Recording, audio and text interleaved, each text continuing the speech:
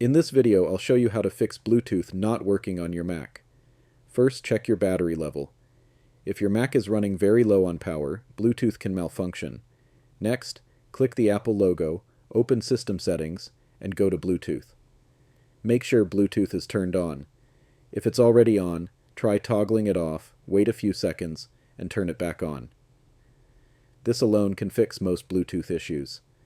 You should also try turning your Bluetooth device off and back on. If pairing is the problem, reset both your Mac's Bluetooth and the device itself. If that doesn't help, let's check your firewall settings. Go back to System Settings, select Network, then click Firewall. Here, make sure Allow Incoming Connections is enabled. If incoming connections are blocked, it can prevent your Bluetooth device from connecting properly. If the issue continues, return to Bluetooth Settings, click the eye icon next to the device, and select Forget this device. Then reconnect it by pairing again.